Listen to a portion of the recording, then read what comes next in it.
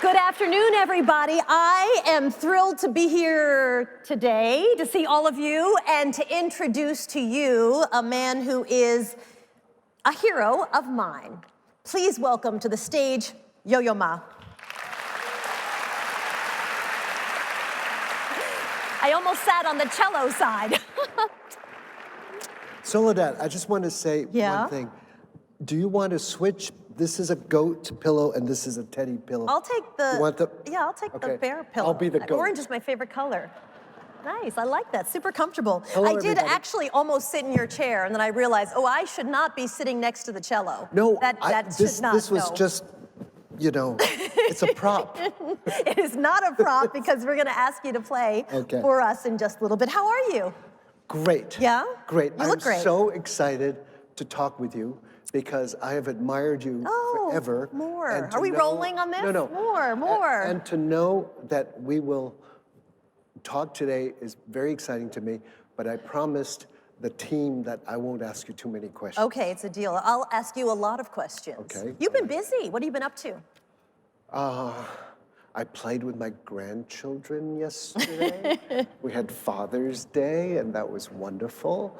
But otherwise, I've been touring. Actually, I've been doing something that I love deeply, because I have felt conflicted most of my life, saying I love doing certain things, I care about other things, the two don't go together.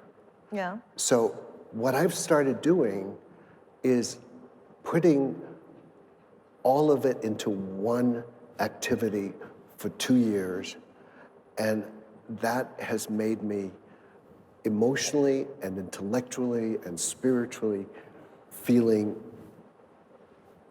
no matter what hardship I go through, it's okay because what I'm doing is the right thing for me at this moment. You're talking about your 2-year tour where you are taking Bach around the globe.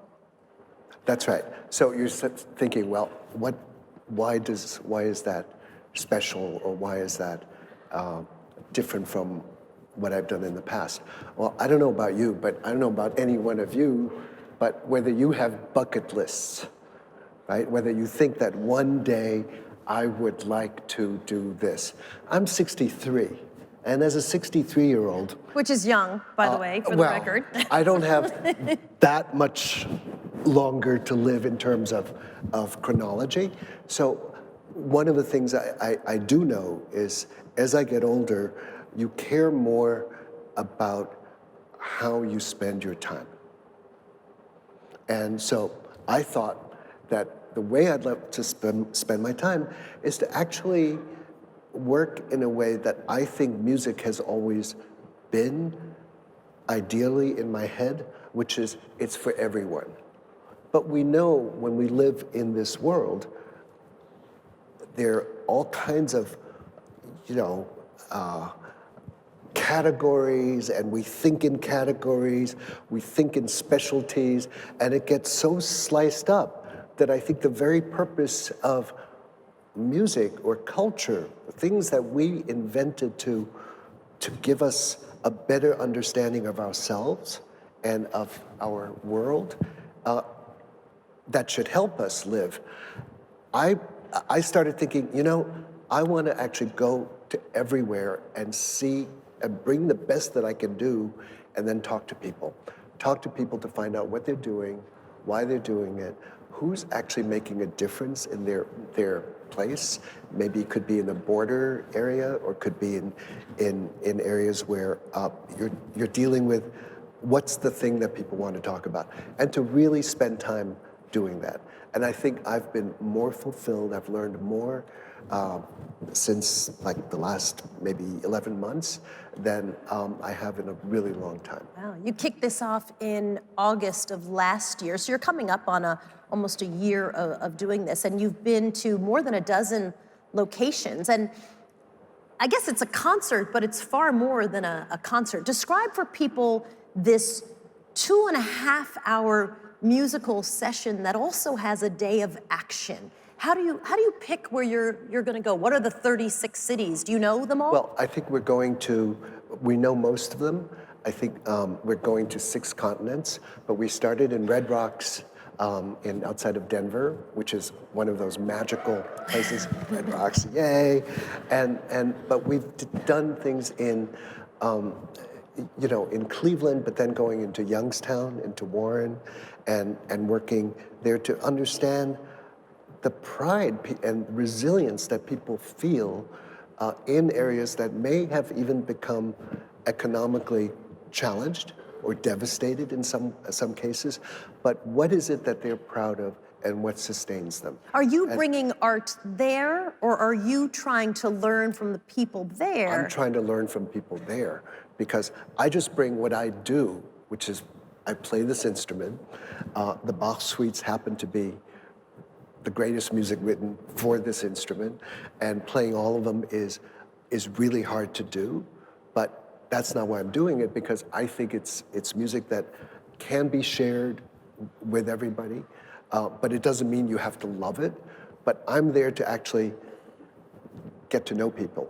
So in Flint, Michigan, again, I'm making a place where people made things for 3 generations. They wanted to say, I don't want you to come and visit and tell us what to do or ask questions about our water, because everybody comes and asks us about water.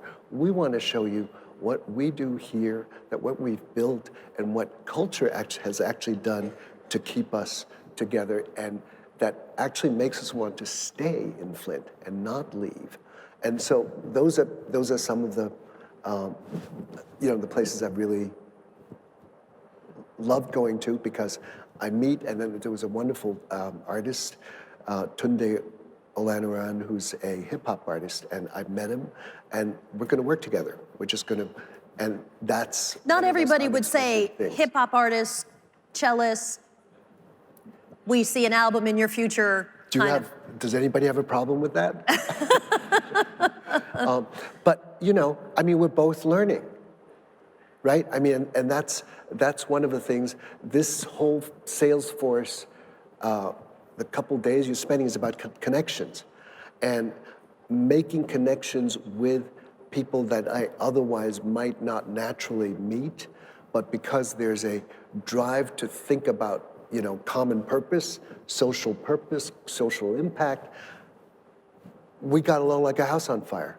And we actually did record a track together the other day, because he was in Boston, he was in town, and I think it's going to be a good thing. I love it.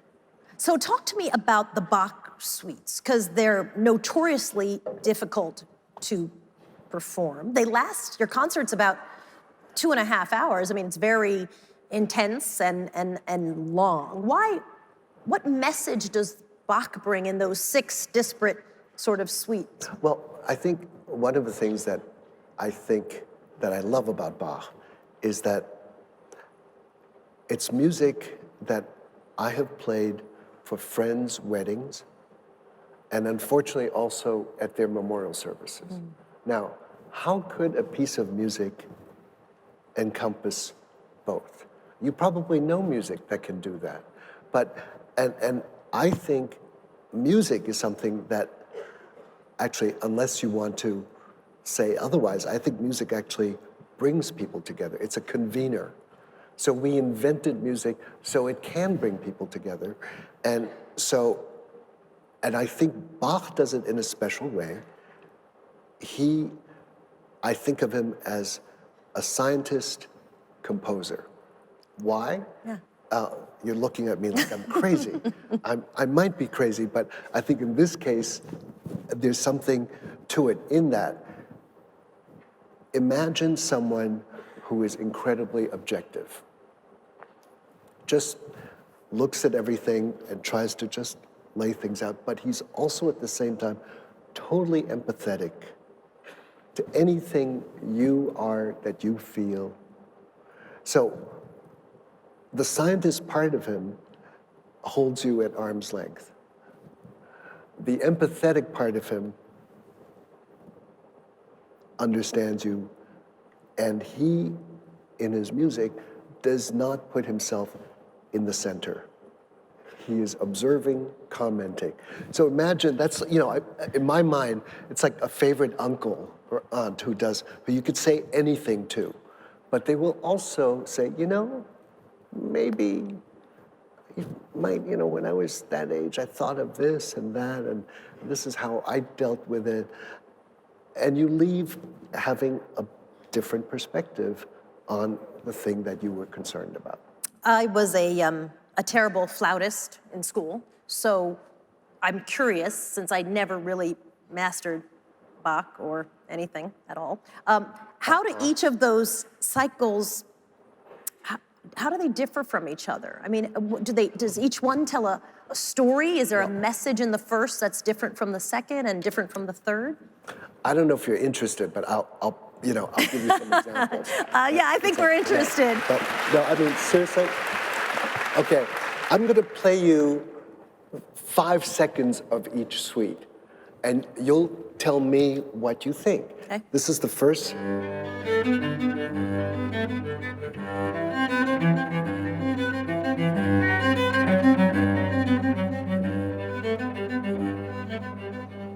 Okay, that gives you a sense of what this is. This is number one. Second one.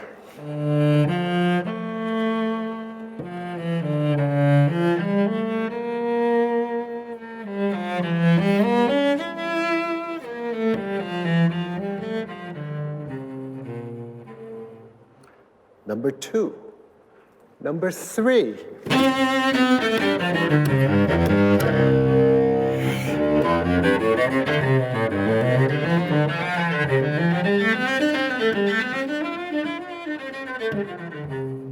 Number four.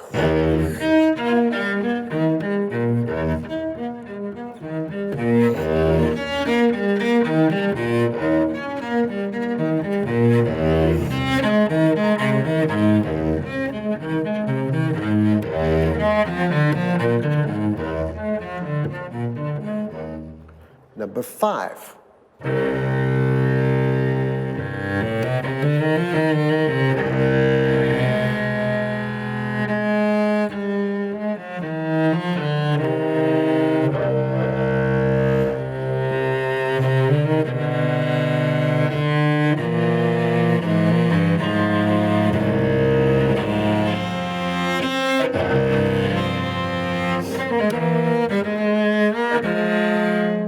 Number six.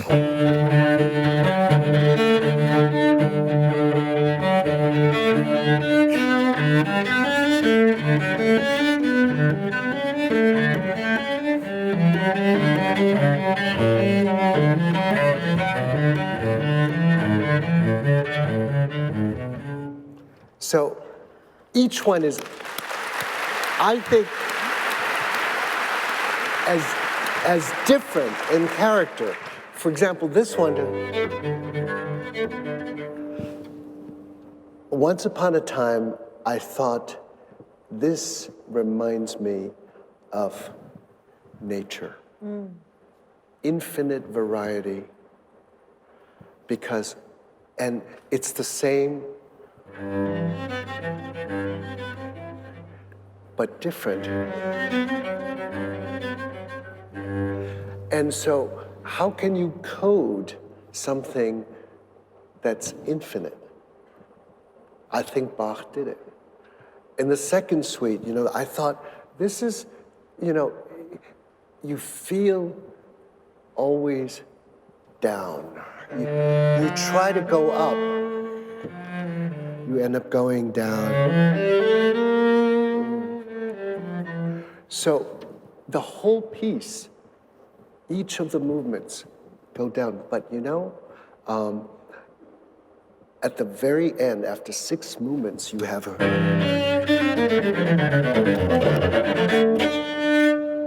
So you end up on a high note. So I think of that as someone that is looking for a bit of hope. So, it's like the light at the end of the tunnel. You can be down and out, but at the end, you can actually make it. So, I mean, I can go on and on and on with each one of these suites, and what I think is unusual is that in our days of, we were talking about identity politics before, as we are wont to do, because what else are we going to talk about? No, that how that is incredibly prevalent today in our national conversation. And one of the things Bach did was that he took dances from everywhere around where he lived. So it could be an old German dance, and then an Italian dance or French dance, and then a dance from Northern Africa that moved to Spain and then went to South America and then went to France, the sarabande, the heart of each suite, and then popular dances like minuets, bourrées, and ends with a jig. You know, Bach, a German composer living in a country that wasn't even existing as a country, writing music and putting together everything. And we have the same thing that happens in jazz. We have this in rock music, with the influences that come in to make something really special. Those of you in retail, you know that. Everything that you make comes from everywhere else, right? I mean, and this was one inventor, one scientist composer who created an organic whole out of a lot of different things, but it had a value and a particular purpose. What has been the reaction when you have so far gone nationally and also to the border, which we'll talk about in a moment? What's the reaction when you play Bach for people? You know what's interesting is that we have all kinds of metrics that say, you can't do this here, you can't do that there, nobody will no one will sit for 2 hours and 15 minutes exactly. of a musical. Think of the bathroom breaks. I mean, you know, get Can't a happen. life, Can't right? happen. Exactly. So you know, they say that this is not possible, and yet we tried it out in a number of places. We tried it out at the Hollywood Bowl, and what was amazing was 17,000 people actually paid attention, because the intention was, I think, the right intention. I think that's part of it. I mean, you're smiling because you say, he's lying. No, I'm not. I'm thinking I wouldn't have said 17,000 people at the Hollywood Bowl would be focused on Bach for 2.5 hours. We played it I played it in Bombay and Mumbai. I've done it at the border, and I've done it in all kinds of places. In Mexico City, we were going to give a free concert in the Plaza Revolucion, and it has about 5,000, 6,000, 7,000 people can be there. 27,000 people ended up showing up. It's a free concert. They were hanging from trees. I can't explain it because, you know, I've never really done that before. But I think part of it is, it's about more than music. You know, it is music, but it's about something else. I think What's the something else? I don't know, but I think it's what you do. It's about what made you decide to go and to go on your own and to do things that you really care about.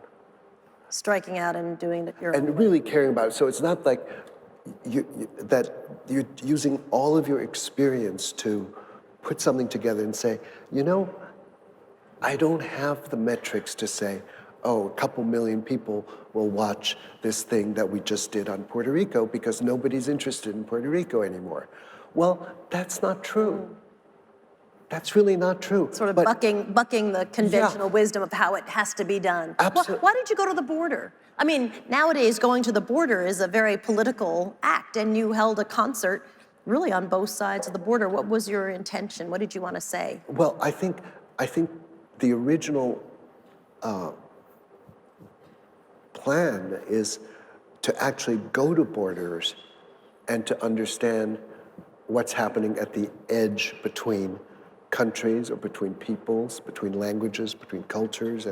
And I think the edge is a really interesting place in science, in culture, in politics, in economic thinking. It's always places, it's the place where a lot of creativity happens. And we don't hear about all the things that happen at the edge, but we actually need to hear about what happens on the edge, because then the center can make better decisions. And so I think I was going to go to the border between North and South Korea, between Israel and Lebanon, and between, to many places to actually go and check it out. And so this edge, it was really interesting because the amount of traffic that happens between people who go to school, who work on either side, is so huge. People routinely go to either side for schools. The two mayors meet twice a week. People on the border describe the border very differently than Washington, D.C. describes the border. Right, it's like because a completely different world. We have to resist reduction. We have to resist making things simple. The border is not a border, it's a lot of different things. So the place I was separated by the Rio Grande, and there was a bridge that is very much, the things I learned, it's our second largest port in the United States, after Los Angeles, more than New York. Port, it's over, you know that, right? And I didn't know that. I thought the Los Dos Laredos, two little tiny towns, and so, but actually that amount of traffic and trucks go through. So it's a very different, it's very different being there. And that's been true, I think, every time I've visited any place that I read about first, and then when you go there, you see a different. When people would share on social media, it was interesting because they would just say, this is the border, and they'd show a shot of your concert, right? Like, you all are talking about the border, but this, Yo-Yo Ma is playing on the border, like this is the border.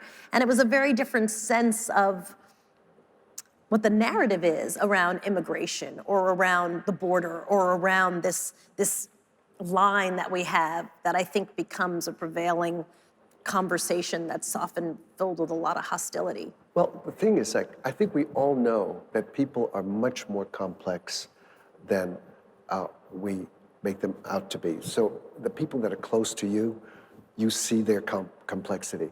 But for someone who's 10,000 miles away, it's easy to make a generalization about who they are.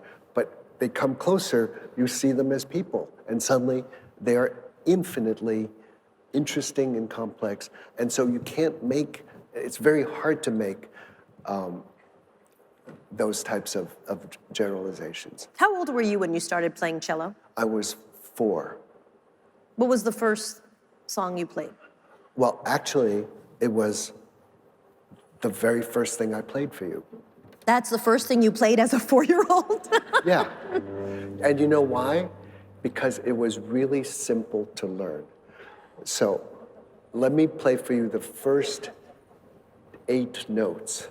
1, 2, 3, 4, 5, 6, 7, 8. Okay, now, I played this note once. I played this note 3 times. I played this note twice. And I play this once. Does that add up to 8? It's over 3 strings. So a 4-year-old, you can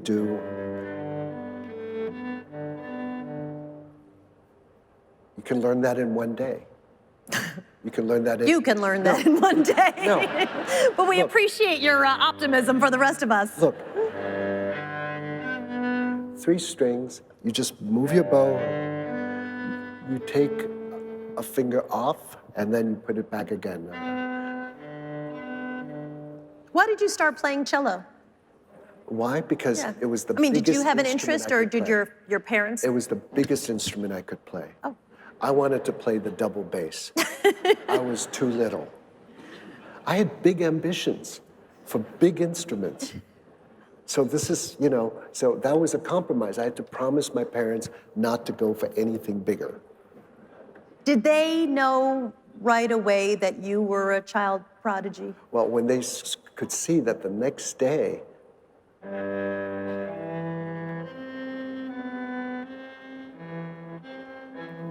just two notes that's different. And the third day,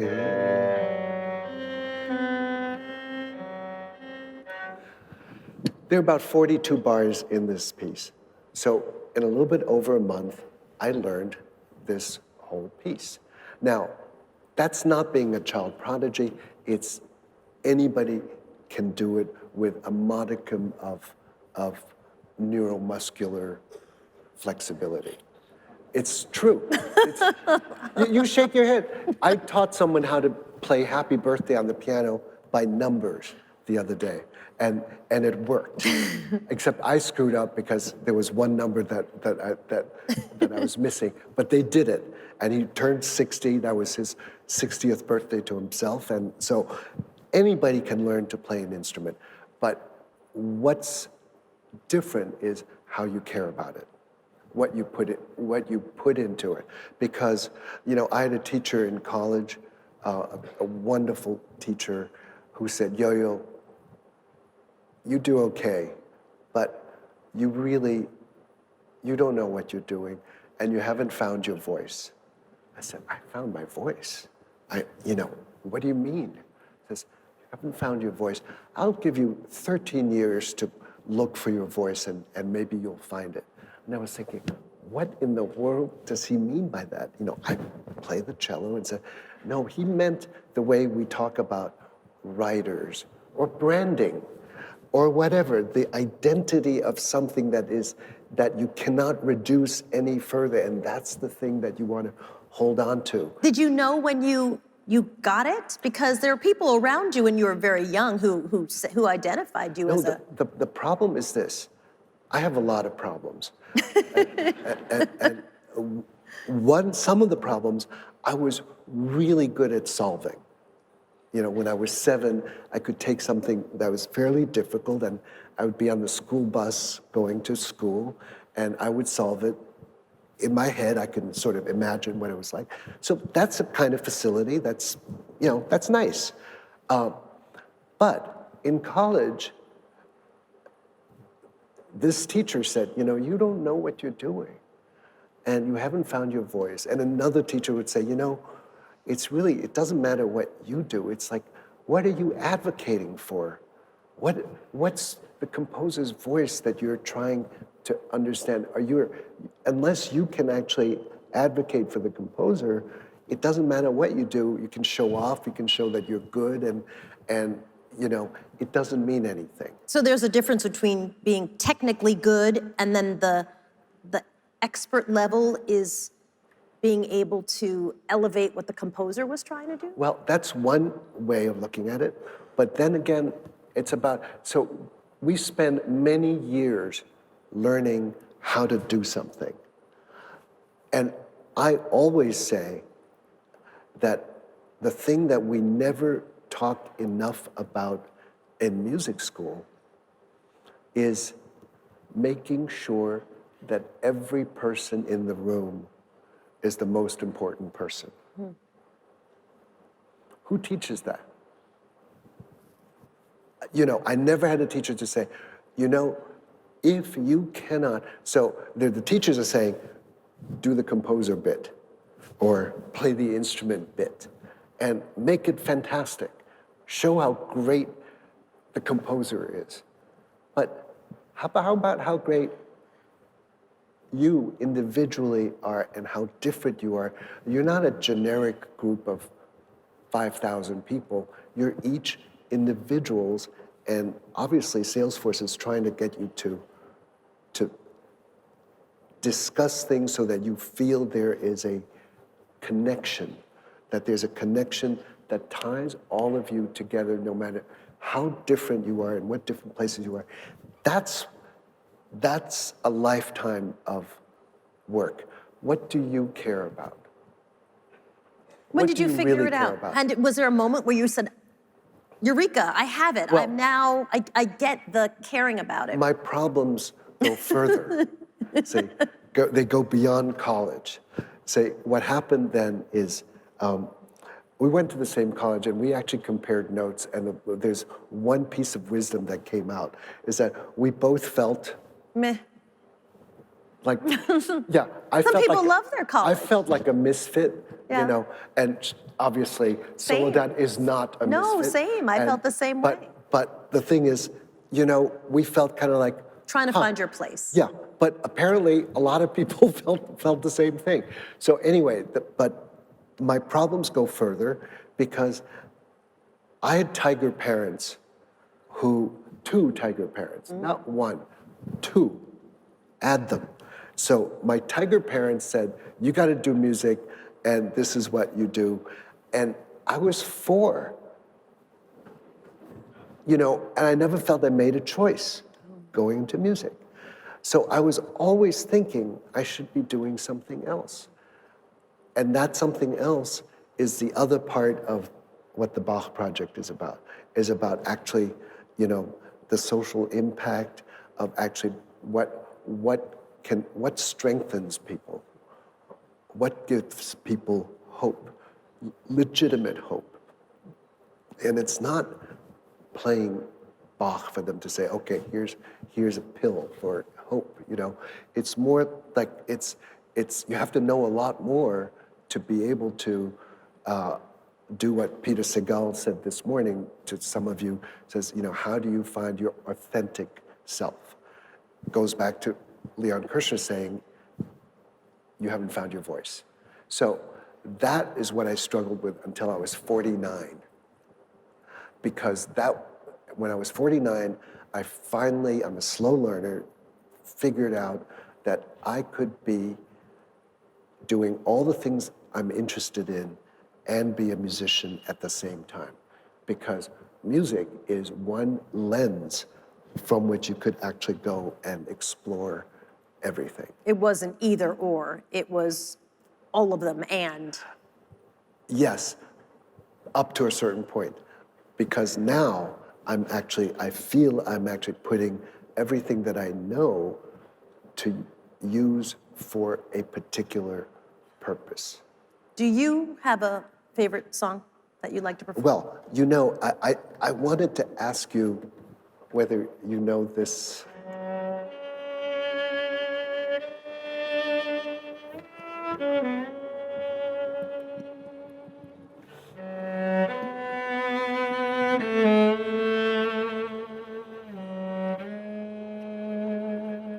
Do you know this song?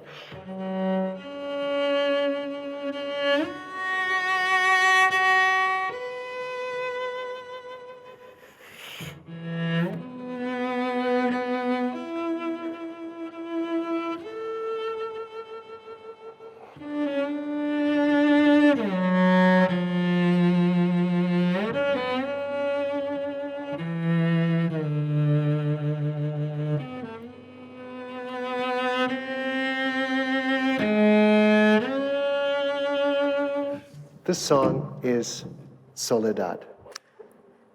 It's such a Piazzolla. sad song. It's so sad. It is. It's a heartbreaker. And a wonderful guitarist who was Astor Piazzolla's best friend, Horacio Malvicino, taught it to me.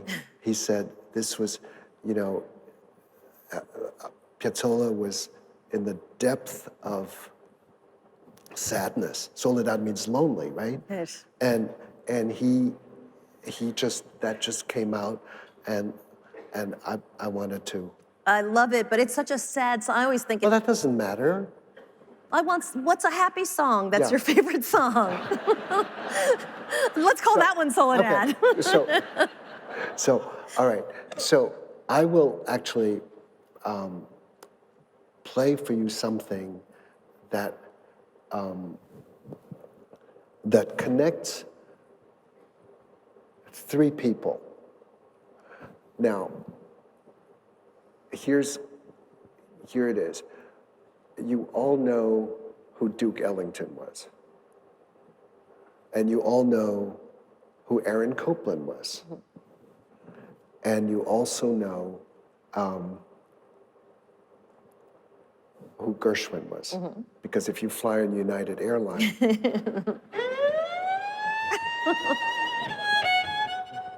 okay,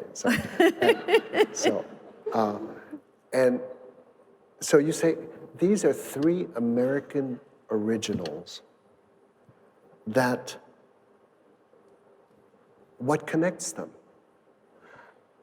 So I would venture to say there's one person that connects them, and it's the guy who wrote this.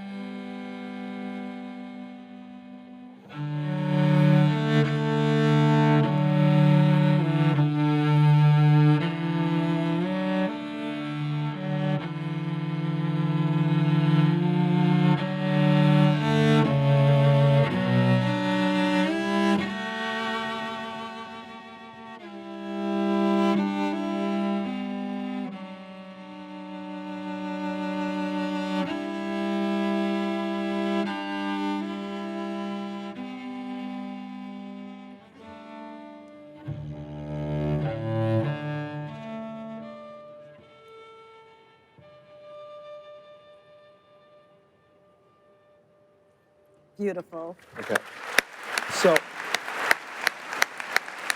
How do they intersect? Who wrote that? all right. So the guy who wrote this piece, his name is Antonin Dvorak. He was invited by a lady, Mrs. Thurber, to come to leave Bohemia, the Czech Republic, Czechoslovakia, to go to New York in the 1890s to teach at a music school, which he did for like 3 years. And that's the only time he spent in the States. He came to Chicago for the Columbian Exposition in 1893. So it's the 400th anniversary of, the Columbus voyage, +1. And he taught students. And his students taught other students, and they were Duke Ellington, Aaron Copland, and Gershwin. And you know what he said to them? He said, don't do what I do. Don't imitate me. Listen. Listen to what is around you. Listen to the musics of Native Americans, of immigrants, of everybody. And then you'll know what to do. And that's the future of American music. And it took 2 generations for that to happen. So it's, culture operates differently than, a specific business plan. It took 40 years to measure the gravitational waves and 1,000 physicists to do one measurement.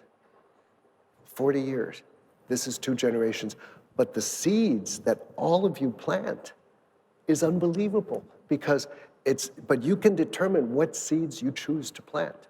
As a parent, as your mother, who was such a great influence, as my parents, as tigerish as they were, they planted certain seeds that, I rejected and other seeds that I thought really they were worthwhile.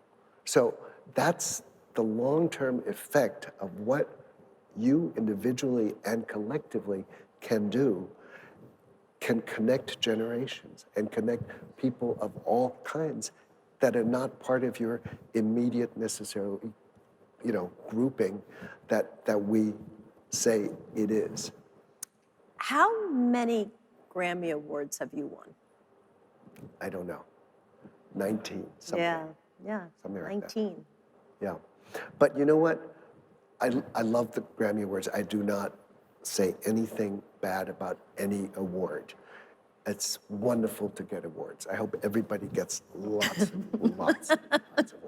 And big ones, heavy, brilliant. Sometimes You get a Grammy, you get a Grammy, you get a Grammy. Sometimes they're ugly, sometimes things fall apart, sometimes, but I hope you get lots of paper, parchment, you can hang on your walls, it's all great. But you know what? I want to ask you something. What do you consider the most meaningful, successful moments of your life? I'll answer that because I think it was what I was thinking about for the question I had for you is, because for some people the award is the thing, that it's a really important symbol of something that they've achieved in an album that they put out. I don't know, once years ago when I was covering Hurricane Katrina, we had to live on the street on Canal Street, and we were there for about a month and a half, and then I'd swap with my co-anchor. And we were walking back in the early days through the Baton Rouge airport to fly home after 2 months. And people gave us a standing ovation.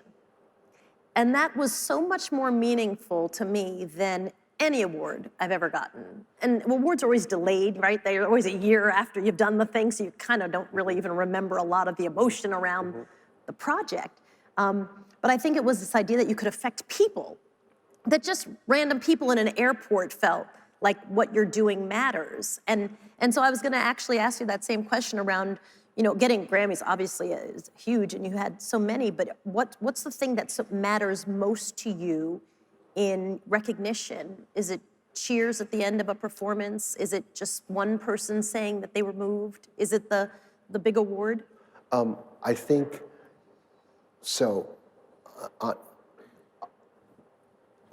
have several ways of answering that. The one thing I always say to people is, of all the things I've done, appearing on Mr. Rogers' Neighborhood, Sesame Street, and Arthur, I am proudest of. And the reason I say this is that when you appear on, let's say, on Mr. Rogers' Neighborhood, you're going into a child's space. If they accept you, it's a permanent connection. I'm just a visitor in their space. They can say yes, no, but if they really like something about that thing that you do, 20, 30 years later, people will come and say, I saw this and I started doing music because I just bugged the living daylights out of my parents and until they finally gave me something that I wanted to do. And so that's so powerful. I cannot, it's not about the applause. What does matter is making sure that people in the room are incredibly important, because I think success to me is actually has something to do with education, and it has a lot to do with the idea of education and performance being memorable. Because if you guys forget like what you did today, tomorrow, what was the point? Right? Honey, what did we do yesterday? And it's the same thing with education. If you get an award or you don't remember what it was about, then something's missing. So somehow, for me, what is important is that some people take just anything away from, let's say, a gathering like this, and you just connect to something else. So it's not like it stays in your mind, but you tell a friend about something, you've actually furthered that connection. What makes it sticky? The link, yes, the stickiness of it. And it's about living material. It's not about, oh, I absorbed this, now I know I did Paris in 2 days. You know?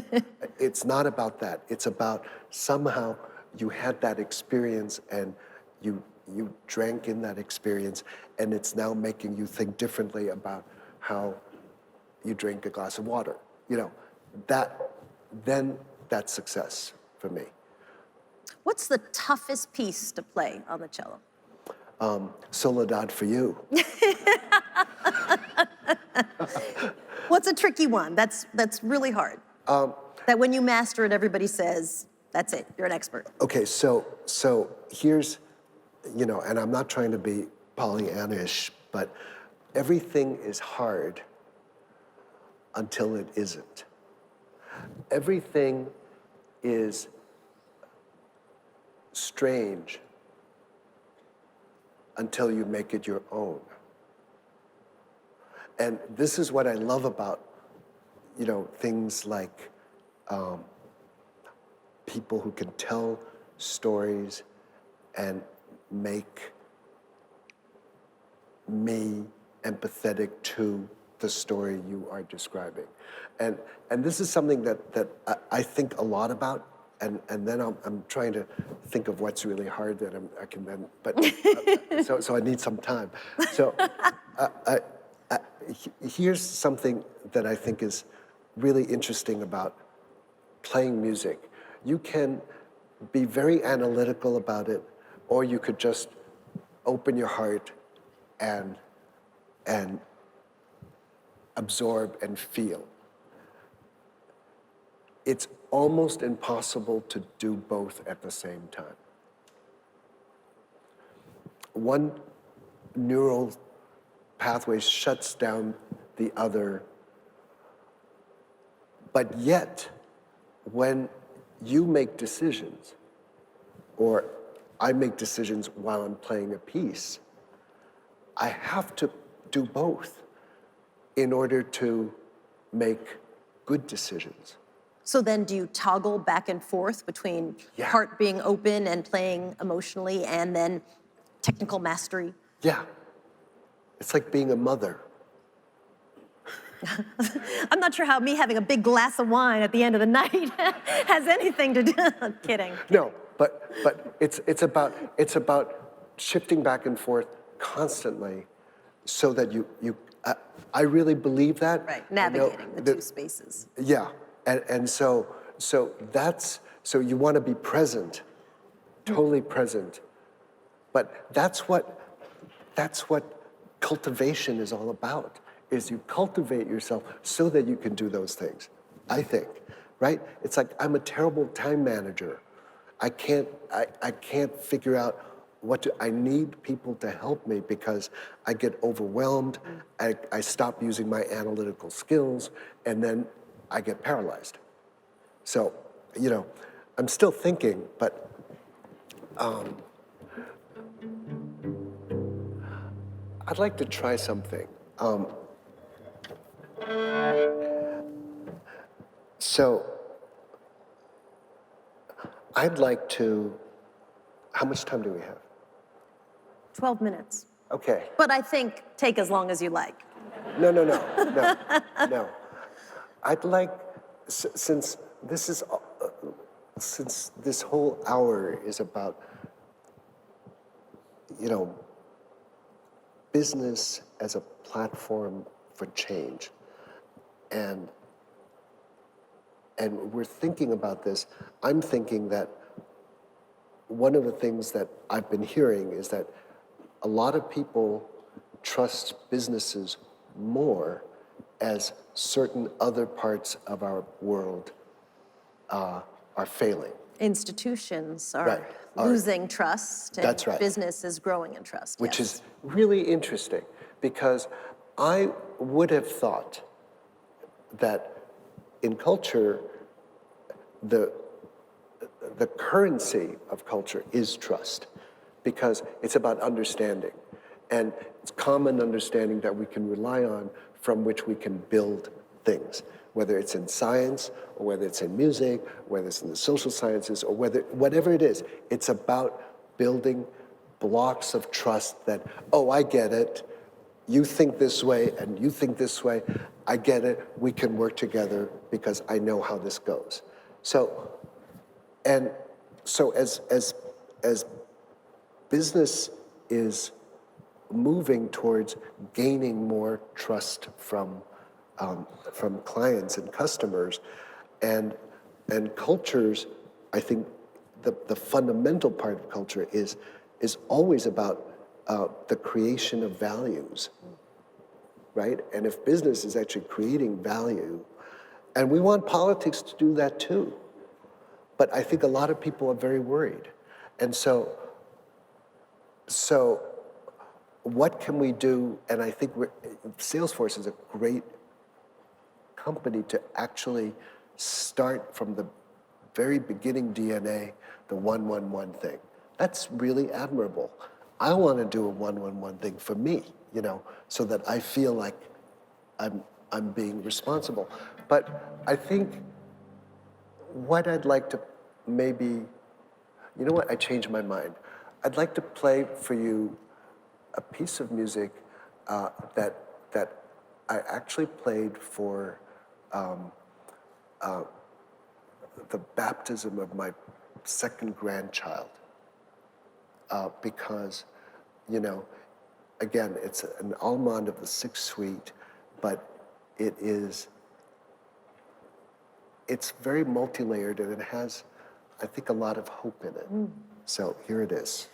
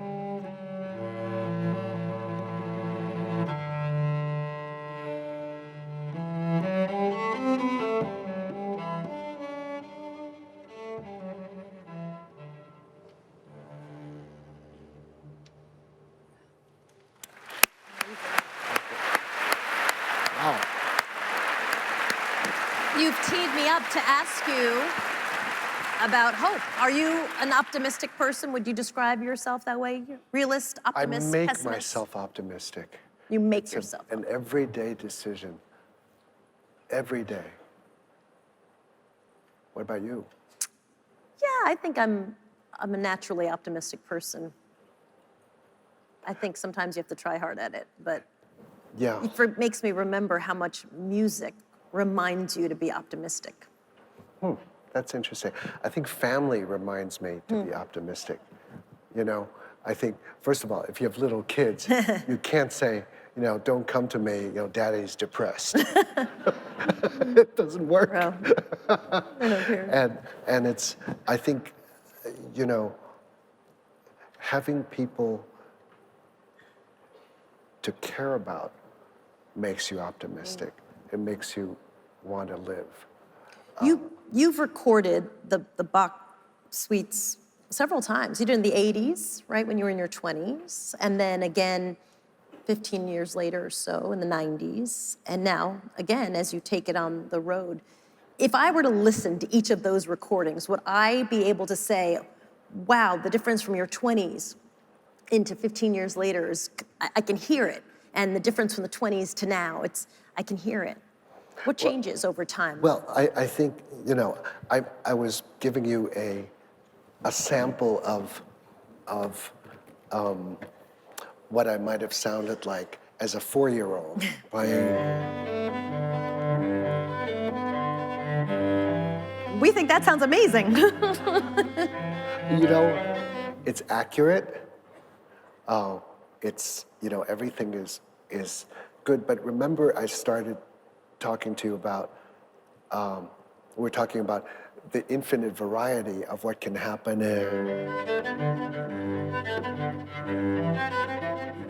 So I started playing with Mark O'Connor, Edgar Meyer in the 80s, and Mark O'Connor is a great fiddler. And one of the things, yeah, right? You love Mark O'Connor, and he plays the violin differently than what other violinists play. First of all, he sometimes shortens the bow, or he plays this way, or he holds the bow very differently. And if you shorten the bow, what you can do is, you know, you can play faster, you can play with less sound.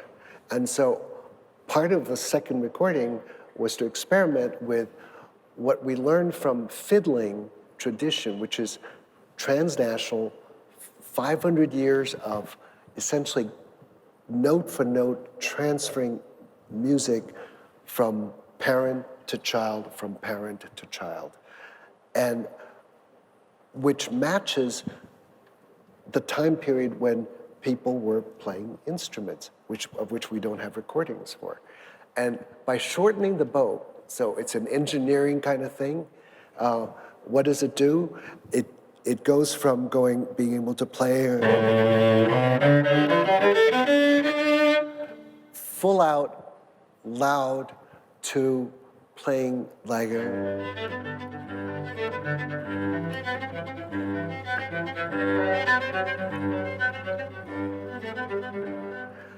and very different from.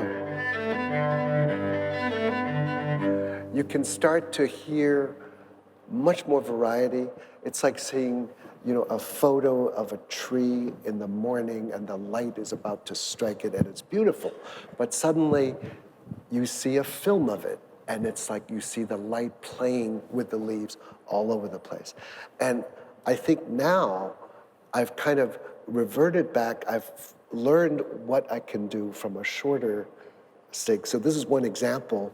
And now I'm playing, you know, sort of in a more traditional way, but I can incorporate. I'm going to play you.